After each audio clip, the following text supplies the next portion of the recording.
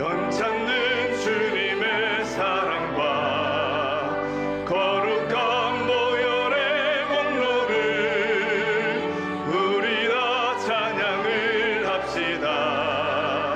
주님을 만나볼 때까지 예수는 우리를 깨끗게 하시는 주시니 그의 피 우리를 눈보다 더 희게 하셨네. 우리를 깨끗게 한 피는 무궁한 생명의 물일세. 생명의 구원을 받은 자 하나님 찬양을 합시다. 예수는 우리를 깨끗게 하시는 주시니 그의 피 우리를 눈보다 더 희게 하셨네. 주님의 거룩한 보혈을 날마다 입으로 간증해 담대히 싸우며 나가세. 천국에 들어갈 때까지 예수는 우리를 깨끗게 하시는 주시니 그의 피 우리를 눈보다 더 희게. 십자가 단단히 붙잡고 십자가 단단히 붙잡고 날마다 이기며 나가세. 머리에 면류관 쓰고서 주 앞에 찬양할 때까지 예수는 우리를 깨끗게 하시는 주시니 그의 피 우리를 눈보다 더 희게. 예수는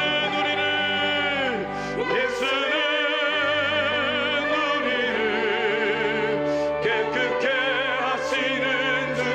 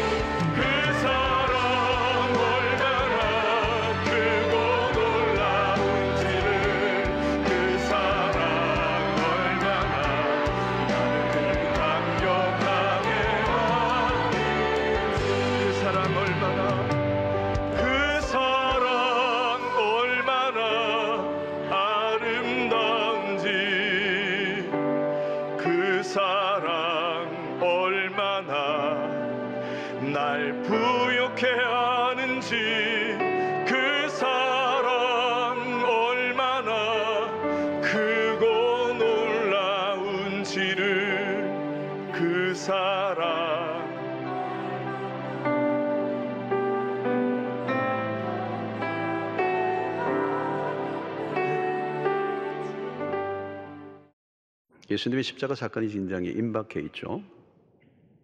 예수 그리스도가 어떻게 죽으셨는가? 누가 예수를 죽였는가? 왜 죽으셨는가?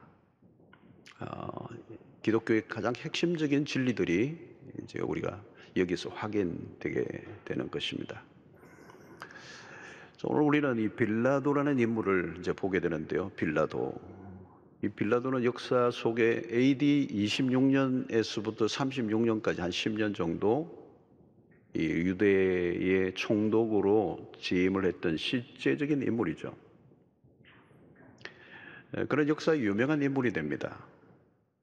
근데 명예로운 이름이 아니고 아주 악명을 날리는 이름이 되죠. 우리가 사도신경으로 신앙을 고백할 때마다 이 본디오 빌라도가 언급이 됩니다. 2000년 역사 속에 끊임없이 수없는 사람들의 입에서 또 그리스도의 입에서 고백되어지는 그 문구 속에 그는 예수 그리스도를 죽인 자로 알려지게 됩니다. 어떻게 보면 인류 역사의 빌라도는 참 불행한 인생을 산 사람이 되죠. 그럼 빌라도가 어떻게 예수를 죽인 자로 지목되었을까? 예수를 십자가에 매다는 일에 연루된 자는 아주 많습니다. 사실 여기에 매우 배후에 조종했던 인물들은 종교 지도자들이죠, 유대에. 그러나 성경은 빌라도를 지목합니다. 빌라도가 예수를 죽였다는 거예요. 왜냐하면 그가 사형 집행을 언도하는 책임자의 자리에 있었기 때문입니다. 이 자리가 참 중요합니다. 그 자리에서 내린 그 결정이 역사에 남는 것이죠. 당시에 사형 집행권을 로마가 가지고 있었습니다. 로마의 식민지로 있던 유대의 입장에서는 종교지도자들이 아무리 예수를 죽이려고 해도 죽일 수 있는 권한이 없었습니다. 이 사내들인 공회가 있었지만 사내들인 공회에서 사형을 집행할 수 있는 권한이 없어요. 결국은 이들은 예수를 정치범으로 몰아서 빌라도 앞에 세웠습니다. 빌라도는 유대인들이 시비를 거는 신성모독죄에 대해서는 관심이 없습니다. 예수가 과연 로마의 반역자요 황제를 위협하는 자인가에 대한 확인을 하려고 했습니다. 유대 종교 지도자들은 예수를 죽이려고 하는 이유가 있었는데 겉으로는 신성모독이에요. 그러나 더 깊이 들어가면 본심은 따로 있었습니다. 예수의 존재가 그들을 위협했기 때문에. 예수의 활동은 백성들의 마음을 흔들어 놓았습니다. 오병이어 사건이 절정이었습니다. 많은 사람들이 예수를 임금 삼으려고 몰려들었습니다. 예수에 대한 팬덤 현상이 일어났습니다. 예수에 대한 뜨거운 열기는 기득권에 속한 당시 종교 지도자들의 심기를 건드렸습니다. 예수의 활동이 부각될수록 종교 지도자는 위협을 느꼈습니다. 그리고 예수의 가르침은 기존의 종교 체제를 다 흔들어 놓았습니다. 그뿐 아니라 그들의 외식적인 죄들이 드러났습니다. 결국 예수에 대한 적대감이 갈수록 강해졌고 예수는 그 당시의 종교 지도자들의 눈에는 가시처럼 보였습니다. 빌라도는 유대의 종교 지도자들이 왜 예수를 자기에게로 데리고 왔는지를 이미 알고 있습니다. 오늘 10절에 보면 이는 그가 대제사장들이 시기로 예수를 넘겨준 줄 알미더라 그랬습니다. 시기심이에요. 시기심. 여러분 이 시기심이 참 무섭습니다. 빌라도는 예수에게는 죄가 없다는 걸 알았습니다. 그렇다면 빌라도는 정당한 재판을 해야죠. 그런데 멈칫거리고 있습니다. 이유는 이 백성들의 눈치를 보고 있는 것입니다. 빌라도의 관심은 공정한 재판을 하는 것을 잊지 않았습니다. 그의 관심은 자신의 자리를 지키는 것. 이 권력의 자리를 지키는 것이 그에게 목적이었습니다. 사실 이게 권력자의 속성입니다. 권력의 유지가 가장 중요한 것입니다. 이 권력에도 일종의 중독 현상이 있습니다. 한번 맛을 보면 내려놓기가 어렵습니다. 사무엘상에서 사울과 다윗의 관계에서도 잘 나타납니다. 권력을 두고 두 사람 간의 팽팽한 긴장감. 사무엘상을 보면 얼마나 익사이팅한지 모릅니다. 사울은 자신의 권력 기반이 다윗에 흔들리는 것을 느꼈습니다. 그때부터 광기 어린 행동을 서슴지 않죠. 사이가 된 다윗을 죽이려고 합니다. 이 사이도 죽이는 거, 이게 권력입니다. 자신의 권력을 순순히 내어놓지 않습니다. 다윗은 마찬가지요. 그가 왕이 되는 과정도 험난했습니다. 권력을 쟁취하고 유지하는 과정에서 폭력은 언제든지 정당화될 수도 있었던 거죠.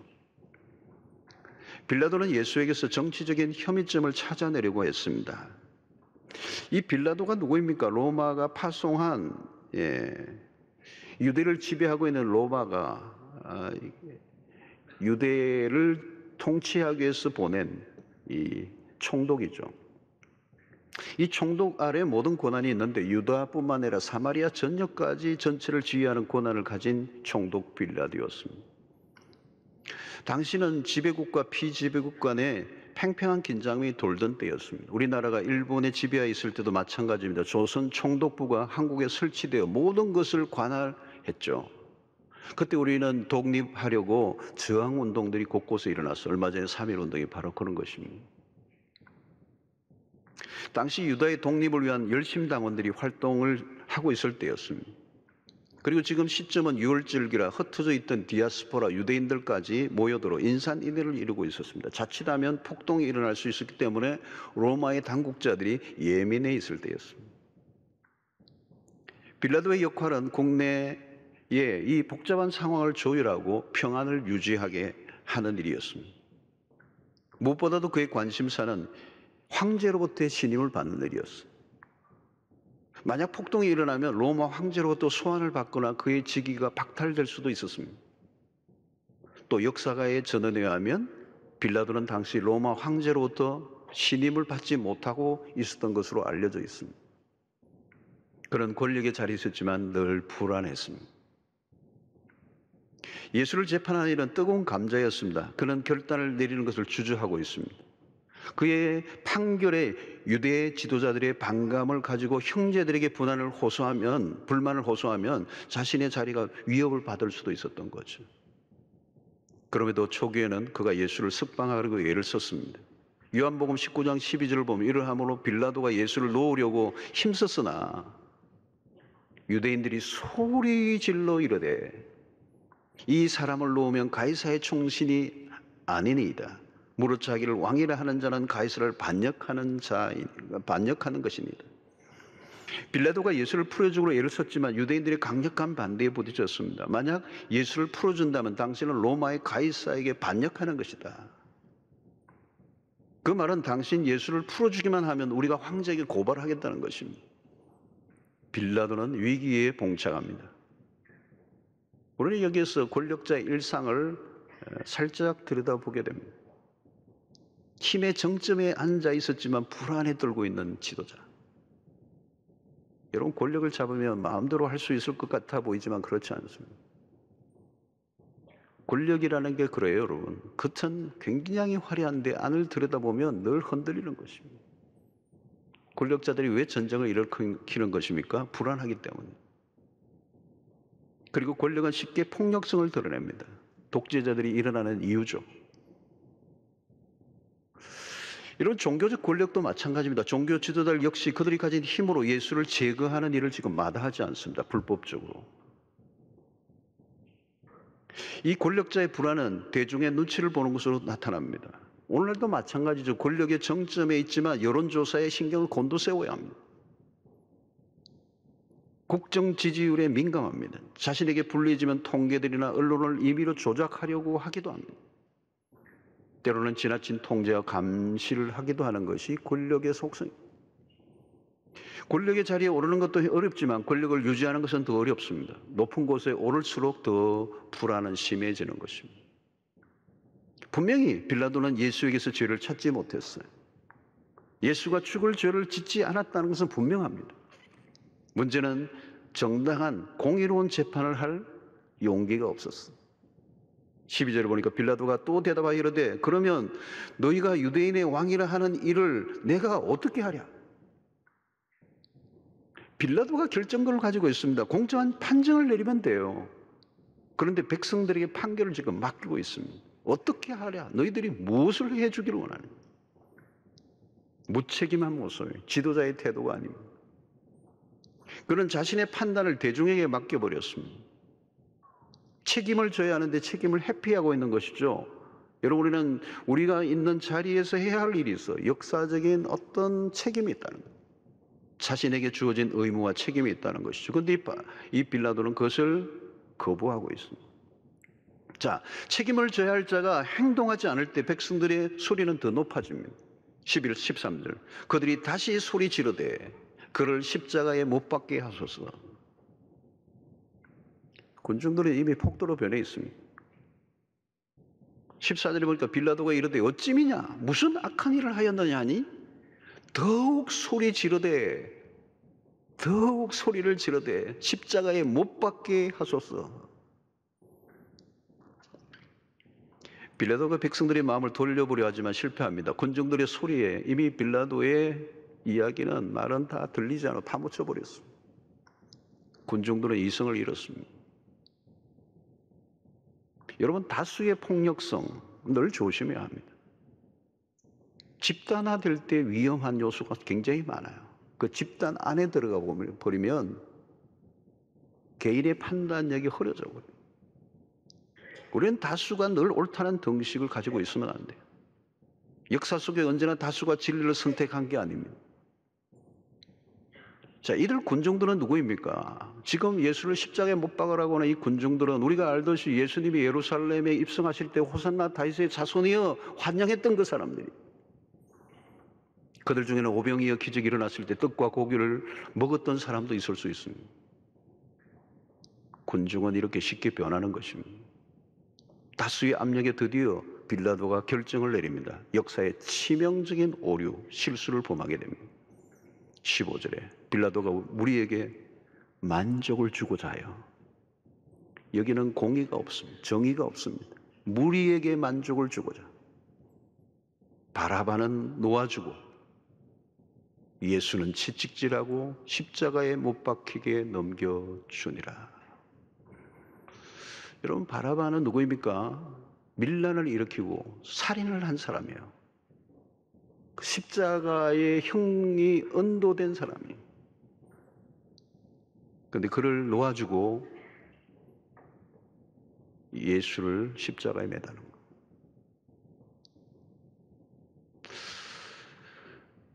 그 의도가 뭐죠? 무리에게 만족을 주고자 하여 그랬습니다. 이것을 다르게 표현하면 빌라도 자신의 만족을 위하여, 자기의 안전을 확보하기 위하여 정의에 대하여 눈을 감은 것입니다. 공의가 사라져 버렸어요. 빌라도는 순간의 위기를 모면하는 일에 집중했습니다. 그런 기회주의자였습니다. 현실에 따라 타협하는 자였다. 여러분, 기준을 갖고 있지 않으면 우리는 상황의 논리에 빠질 수밖에 없어요. 기준이 없으면 상황에 따라, 여러분, 상황이라는 뭘까요? 늘 변하는 것입니다. 그때그때 적당하게 반응하며 살아가야 돼요. 얼마나 피곤한지 몰라요. 그래서 눈치를 봐야 되는 거예요. 여러분, 우리 신앙생활에 매우 중요한 것 가운데 하나가 뭐냐면 기준이라는 것입니다. 기준, 스탠다드라는 것이죠. 우리가 믿는 우리 사도신경, 십계명, 주기도문, 이런 것들을 여러분 자세히 들여다보면 우리의 삶의 기준을 정확하게 제시를 해줘요. 성경이 뭡니까? 여러분, 성경을 캐논이라고 합니다. 캐논. 자라는 것입니다. 기준이라는 겁니다. 기준이 없으면 눈치를 보고 살아야 됩니다. 오늘 이 빌라도가 마찬가지예요. 군중들의 요구에 지금 휘둘리고 있는 모습, 기준이 없어요. 여러분, 군중들의 요구는 늘 바뀌고 있는 것입니다. 군중들의 표피적인 필요만 채워주려고 하면 인기주의, 포퓰리즘이 되는 거예요. 이것은 지도자와 백성이 함께 망하는 길입니다. 우선은 백성들의 길을 가려주지만 결국은 백성의 눈을 감기고 속이는 길로 가는 것입니다. 백성들의 필요를 살펴야 하지만 너무 백성들의 눈치를 보는 것도 문제예요. 때로는 백성들의 욕을 먹는 한이 있어도 반드시 할 일을 해야 진짜 지도자죠. 빌라도는 소리치는 군중들 앞에서 고민에 빠집니다. 바라바냐 예수냐.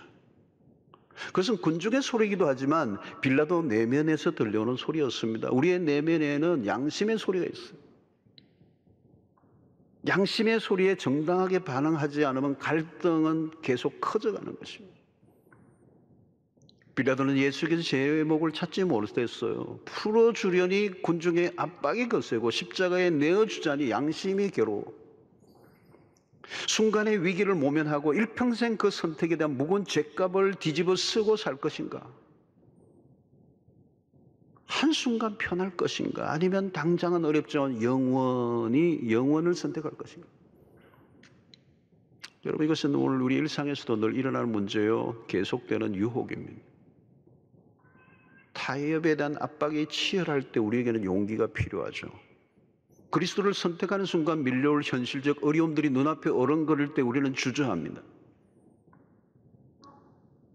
그러나 어려움이 올지라도 나는 과연 예수를 선택할 수 있을 것인가? 현실적인 문제들 앞에서 양심을 무시하고 현실적인 실익을 선택할 것인가? 내가 안전한 길을 선택했다고 과연 안전할까? 오늘도 우리는 예수와 현실 사이에서 갈등할 때가 있습니다. 타협을 거부하려면 용기가 있어야 돼요. 우리의 믿음 생활은 언제나 용기가 필요합니다. 우리는 크고 작은 일들 속에서 예수냐 아니면 세상이냐의 갈림길에 늘 서게 됩니다. 오늘의 빌라도를 우리는 우리 안에서 만나게 됩니다. 내 안에. 빌라도의 고백처럼 그리스도라 하는 이 예수를 내가 어떻게 할까? 우리의 일상 속에 내가 신앙인으로 살아가고자 할 때 수많은 선택들 앞에서 내가 이 문제 앞에서 예수의 편에 설 것인지 세상의 편에 설 것인지 우선의 안전을 선택할 것인지 영혼을 선택할 것인지 오늘 매 순간 믿음의 용기가 필요한 것입니다. 빌라도는 예수를 군중들의 요구대로 넘기고 맙니다. 마태복음 27장 24절에 보니까 무리 앞에서 손을 씻으며 이르되 이 사람의 피에 대하여 나는 무죄하니 너희가 당하라. 예수를 넘겨주고 난 다음에 아마 빌라도는 양심의 어마어마한 그런 가책을 느끼면서 그 지은 죄의 책감을 씻기 위해서 그는 손을 씻는 장면이 나오는 거예요. 자신의 무죄함을 증명하듯이 그는 물로 손을 씻어요. 그러나 물로 손을 씻는다고 그의 죄가 사라지지는 않죠. 그때 백성들이 소리를 지릅니다. 그 피를 우리와 우리 자손에게 돌릴지어다. 얼마나 무서운 말을 내뱉는지 모릅니다. 이 대답을 정명이라도 하듯이 이스라엘 역사를 보면 비운의 역사들이 많아요. 빌라도가 자신은 죄 없다고 말을 했지만 그렇다고 자신이 범한 죄가 사라지는가? 성경은 빌라도의 죄를 결코 묵인하지 않습니다. 그의 죄를 영원히 묻습니다. 그는 자신의 책임을 다하지 않았어요. 자기의 죄를 떠넘기고 있습니다. 그러나 그의 죄가 다른 사람에게로 돌려질 수는 없습니다. 빌라도의 죄는 무엇입니까? 마땅히 해야 할 것을 다하지 않은 죄. 아무리 나는 책임이 없다고 말을 할지라도 회피할 수 없어요. 빌라도의 비겁한 인간성이 드러나고 있습니다. 그는 자기에게 주어진 책임을 거부한 사람. 허약하고 무력한 인생이었습니다. 정의를 말하지만 정의를 지킬 능력이 전혀 없었던 지도자. 빌라도는 구원자로 오신 예수를 죽인 인류 최대의 희대의 악인이 됩니다. 우리는 사도신경을 외울 때마다 본디오 빌라도에게 고난을 받으사 우리는 빌라도를 통해서 우리의 모습을 봅니다. 우리도 얼마든지 예수를 십자가에 못 박을 가능성이 오늘도 있기 때문입니다. 현실의 눈이 어두우면 현실의 문제에 너무 빠져 있으면 진리의 눈이 가려질 수 있습니다. 여러분 나의 문제만 계속 집중해 보십시오. 언제든지 예수를 못 박을 수 있습니다. 우리의 관심이 너무 현세적으로 기울어 있지 않습니다. 내가 할 일을 마땅히 하고 있느냐, 내가 살려고 예수를 죽이려고 하는 일은 없었는지라는 것입니다. 오늘도 나 때문에 예수는 팔려가고 십자가에 매달린 일들이 일어나고 있지는 않는지 제2의 빌라도는 얼마든지 오늘도 만날 수가 있습니다. 내 안에 있는 빌라도를 몰아내야 돼. 양심의 소리에 귀를 기울여야 합니다. 현실과 타협하려는 유혹과 싸워야 한다는, 당장 살기 위해 영혼을 놓치지 않아야 한다는, 영혼과 진리를 위해 현실의 순간적인 유혹으로부터 매일 싸워 이기는 승리하는 삶을 사는 여러분들 되시기를 축원합니다. 자, 이제 빌라도 앞에 선 예수님의 모습, 이상한 조우, 참된 재판장이 빌라도 앞에서 재판을 받고 있습니다. 이런 빌라도 앞에 선 예수의 모습은 너무 어색해요. 누가 누구를 심판하려고 하는 것인가? 말도 안 되는 것이죠. 빌라도가 내가 유대인의 왕이냐? 예수님은 분명히 왕이십니다. 물론 빌라도가 생각하는 왕은 아니죠. 하나님의 나라는 세상의 나라에 속하지 않기 때문입니다. 사실 진정한 왕은 한 분밖에 없어요. 이스라엘의 남북의 역사 가운데 세워진 왕들은 다 허약했습니다. 남북 열조가 모두 이방의 나라에 찬탈을 당했습니다. 왕다운 왕을 찾아보기 어려웠어요. 이제 우리나라도 5년간 이끌 대통령을 선출하는 투표가 시작되었습니다. 우리가 그동안 기도해 왔습니다. 누군가 세워질 것입니다. 오늘 우리는 사람의 관심이 매우 많습니다. 대통령제 시스템 안에서 대통령의 역할은 큽니다. 무엇보다도 불안한 역사를 지나오는 가운데 지도자의 역할은 그만큼 중요했기 때문에 우리는 이 사람의 관심이 많아요. 우리 교회도 국가를 위해서 좋은 대통령이 세워지기를 원하는 마음으로 그동안 지속적으로 뜨겁게 1,몇백 명이 계속해서 기도해 왔어요.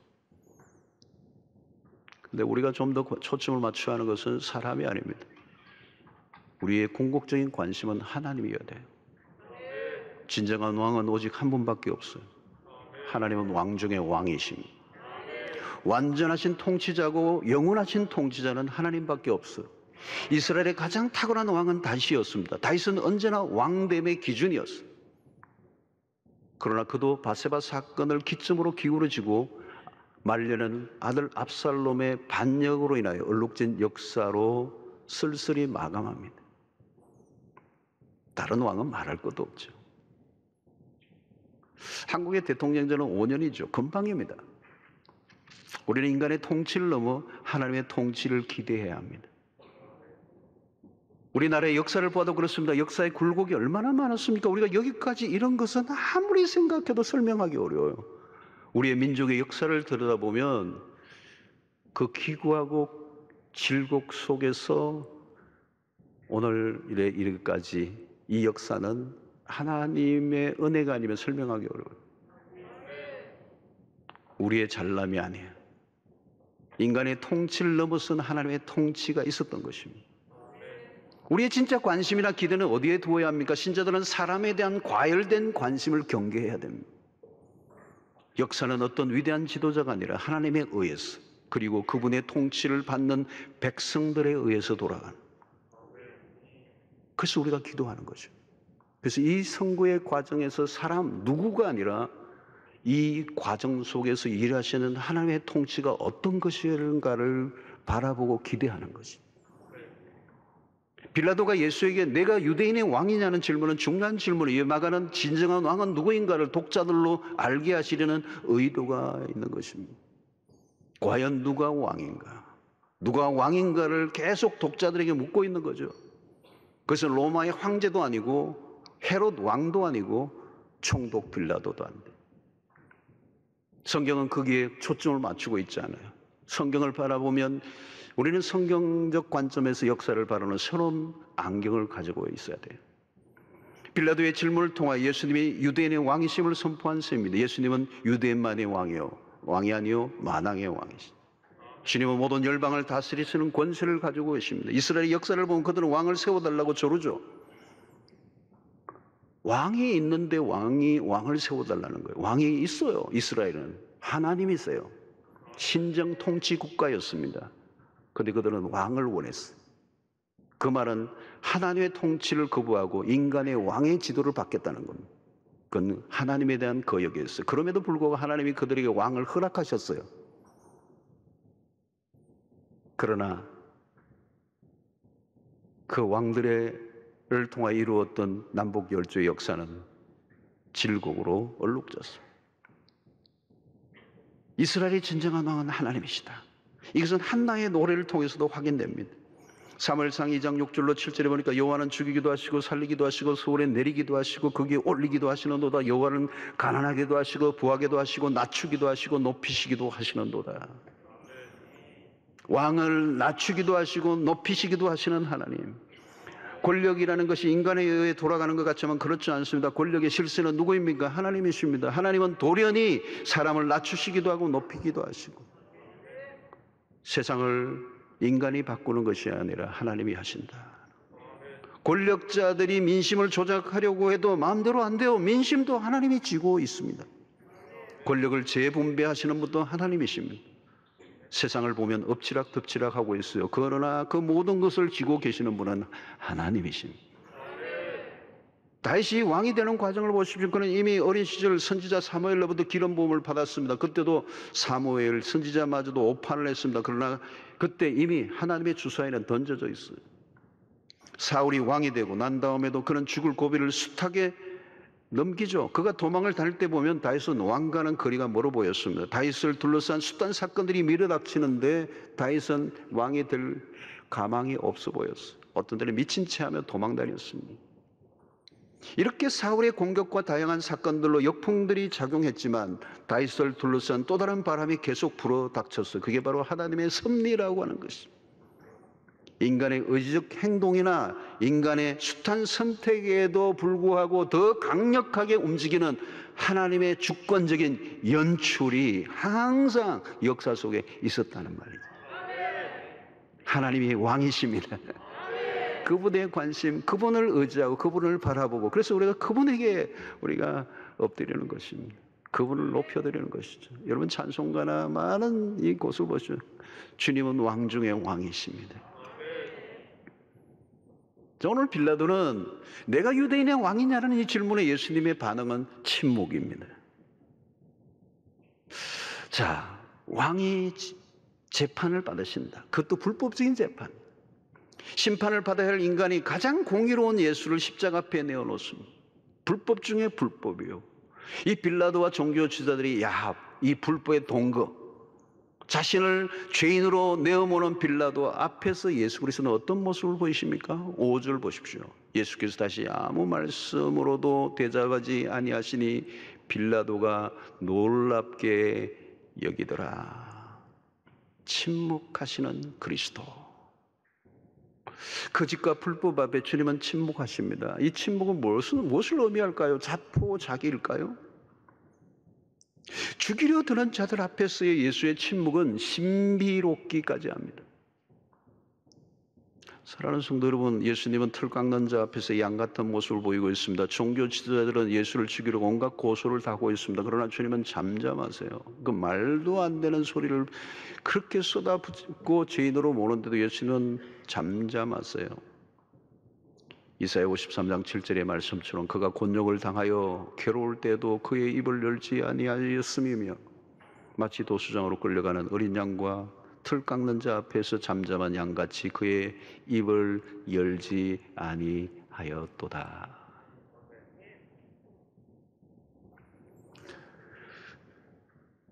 주님은 당신을 죽이려고 하는 그들 앞에 저항하지 않습니다. 자기 변호하지 않습니다.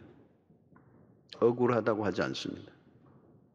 반란죄로 붙잡힌 바라바는 놓아주고 예수는 십자가에 넘겼습니다. 이런 말도 안 되는 일이 세상에서는 빈번하게 일어나죠.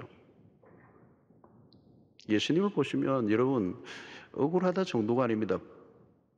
어디 제수와 예수를 비교하고 바라바가 아니라 예수를 죽이려 하는 것입니까? 이성을 잃어버린 것이죠. 인간이 아닙니다. 인간이 어떻게 이렇게 악할 수가 있을까요? 이렇게 불법을 행할 수가 있을까요? 이쯤 되면 여러분 정말 억울함을 넘어선 것입니다. 여러분 세상을 살다 보면 억울한 일을 당할 때가 많이 있습니다. 이 억울함. 이 억울함이라고 하는 것은요, 사실은 속병입니다. 속병이 나는 건 죽는 겁니다. 그러나 우리가 아무리 억울하다 해도 예수님과 비교해 보시면 우리의 억울함은 아무것도 아닙니다. 예수님은 왕 중의 왕이시고요, 불의가 전혀 없으신 분입니다. 흠도 점도 없으신 순결하신 분이십니다. 그런데 순한 양처럼 순순히 모든 걸 다 받아들이시오. 불의한 자들에 대하여 당신을 맡기십니다. 자신의 정당성을 변호하지 않습니다. 한거나 투쟁의 모습을 전혀 보이지 않아요. 그냥 내어드리는 모습. 그래서 세상의 모습과 얼마나 다른지요. 세상은 시비가 한번 붙으면 끝이 없습니다. 세상에도 이런 억울한 일을 당한 사람들이 많죠. 누구에게인가 오해를 받으면 참 힘듭니다. 부당한 대우를 받을 때 정말 힘들어요. 그때 사람들은 자기 변호에 열을 올리죠. 자기를 변정하려고 하는 거예요. 이 목사님들도 억울한 일이 있으면요, 설교에서 자기 변정이 나와요. 자기를 방어하고 자기의 의로움을 증명하려고 설교를 동원할 때도 있어요. 인간의 모습이죠. 자, 오늘 그리스도에게는 그런 모습을 볼 수가 없어. 그리스도의 침묵은 자신을 죄인으로 몰아가는 사람들을 정당화시켜주는 일이기도 합니다. 그럼에도 침묵하십니다. 그런 스스로 죄인 되기로 작정하신 분이에요. 모든 모험을 다 뒤집어 쓰기로 작정하신 분이에요. 그것을 누가 이해할 수가 있겠습니까? 그리스도는 사람들이 전혀 이해할 수 없는 방식으로 죽으셨습니다. 부정적인, 이 투쟁적인 방식으로 문제를 풀어내려고 했던 사람들과는 전혀 다른 길을 선택하셨어요. 마가복음 전체에서 우리에게 주시는 메시지 그대로 10장 45절, 이것이 마가복음 핵심 구절이라고 했죠. 인자가 온 것은 섬김을 받으려 함이 아니라 도리어 섬기려 하고 자기 목숨을 많은 사람의 대속물로 주려 함이라. 예수 그리스도의 삶의 초점은 오직 섬김에 있어요. 그런 자신의 권리를 주장하지 않습니다. 살고자 하는 살 권리를 주장하지 않아요. 시편의 시처럼 주가 노하시면 과연 누가 주의 목전에 서리요. 하나님은 당신의 아들에게 진노를 퍼부으셨습니다. 그 앞에서 예수는 침묵하십니다. 예수님의 침묵은 억울함의 또 다른 항변이 아닙니다. 그 침묵은 때로는 무기력해 보여요. 철저히 무시를 당하는 모습. 그 예수님의 침묵은 곧 죽음을 받아들이는 일이었습니다. 누구나 여러분 자신의 정당성을 변호하고 싶어 합니다. 침묵은 쉽지 않습니다. 아무나 할 수 있는 게 아니에요. 침묵은. 이거는 거대한 영성의 힘이 뒷받침되지 않으면 할 수가 없어요. 침묵은 할 말이 없기 때문에 가만히 있는 것이 아닙니다. 침묵은 언어의 또 다른 방식. 십자가는 가장 강력한 메시지로 변화되죠. 여러분, 십자가를 바라보는 신자는 이 침묵의 영성을 배웁니다. 예수님은 침묵을 통하여 십자가를 가장 선명하게 우리에게 드러내셨어요. 십자가는 신비입니다. 말보다 침묵을 통해서 더 많은 메시지를 오늘 온 인류에게 전달하고 있습니다. 그래서 2000년의 역사 속에 십자가는 계속 우리에게 말씀하고 있어요. 여러분, 십자가를 가만히 바라보세요. 꼭 십자가 앞에 있을 필요는 없지만 십자가 상에 혹시 여러분들이 있으면 제 방에도 십자가 다양한 형태의 십자가가 있어요. 다양한 형태. 그 십자가마다 다 다른 메시지가 있어요.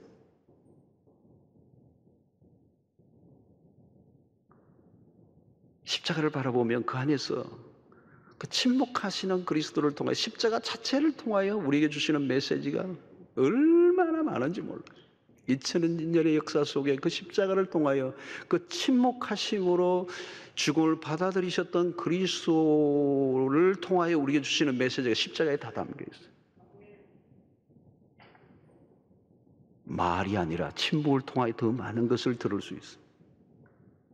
여러분, 말을 많이 해야 권위가 생기는 게 아닙니다. 말을 많이 함으로 자신의 존재를 알리고 싶어하는 유혹과 싸워야 돼요. 진짜 무서운 사람은요, 침묵하는 사람이에요. 교회 안에서도 말을 적게 하고 순종하는 사람에게 권위가 주어져요. 오늘 얼마나 요란한 세상입니까? 모두가 자기의 목소리를 높이는 세상이고 자기의 의사를 관철하기에 머리에 띠를 뚫고 투쟁을 하는 세상이에요. 자기의 논리와 주장을 드러내고 싶어합니다. 십자가를 바라보십시오. 그리스도의 침묵은 하늘의 뜻에 모든 것을 맡기는 것입니다. 하나님 아버지께 온전히 순종하는 그리스도의 모습이 침묵으로 나타난 것입니다. 중요한 것은 나의 정당성이 아닙니다.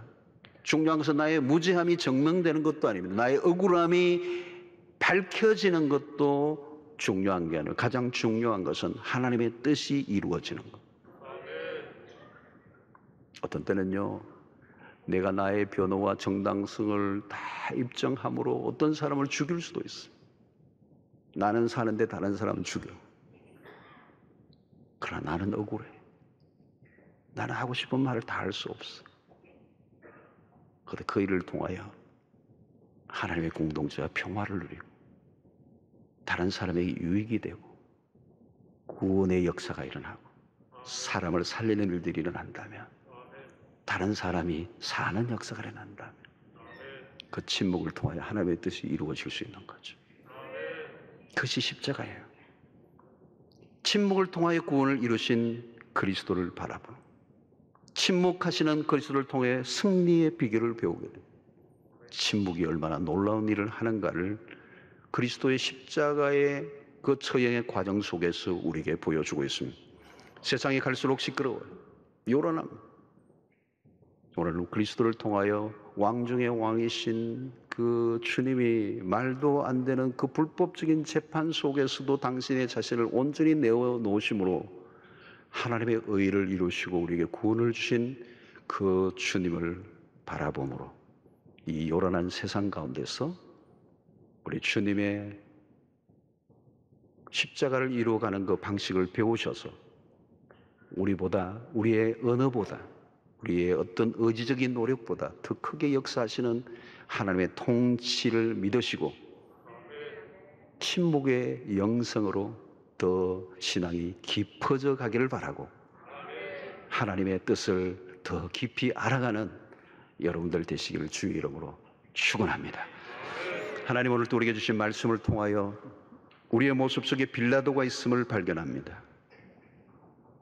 나의 만족, 나의 자리, 나의 아내를 위하여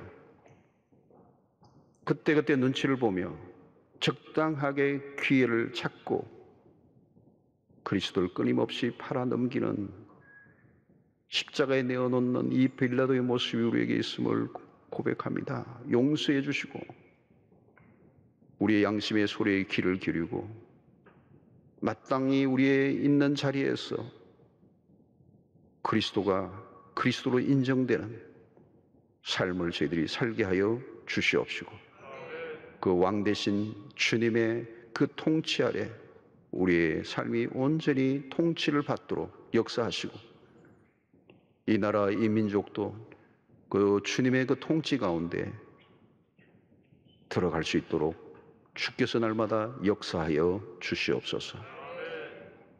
예수님의 이름으로 기도하옵나이다. 아멘.